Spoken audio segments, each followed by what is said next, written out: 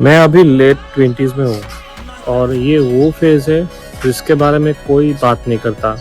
आप पूरा यूट्यूब उठा के देख लो, बहुत कम जन ऐसे होंगे जो ये फेज़ के बारे में बात करते हैं। इस फेज़ में ना तो आप बिगिनर रहते हो, ना कि बहुत सक्सेसफुल हो चुके हो। इतना काम कर चुके हो कि थक जाओ, पर इतना भी नहीं कि आप अपने ऊपर प्राउड फील करो। इस एज में ज़्यादातर लोग या तो शादी कर रहे हैं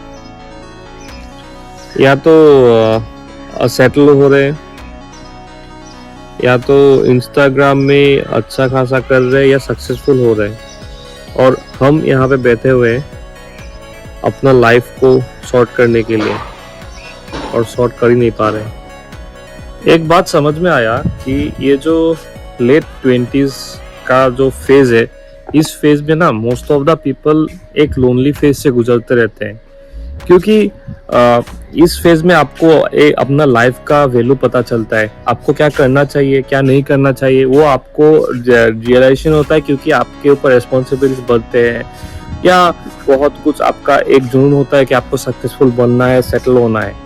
तो इस फेज़ में ना most of the people lonely इसलिए रहते हैं क्योंकि आप बेफिज़ूल के टाइम वेस्ट नहीं करते हो, आप ज़्यादातर हैंग आउट नहीं करते हो, आप उस जगह में अपना टाइम इन्वेस्ट कर रहे हो जिस जगह से आपको सक्सेस मिलेगा।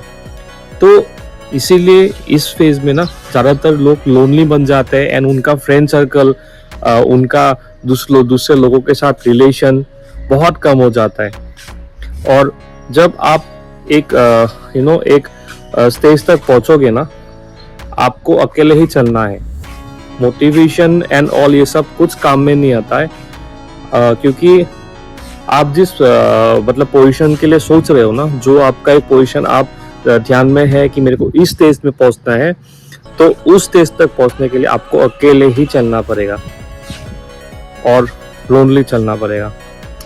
और ये लोनली फेज ना आपको पूरा अकेले ही निकालना होता है। बेसिकली इस टाइम पे जब आप काम कर रहे हो, आप सिर्फ अपने भरोसे होते हो।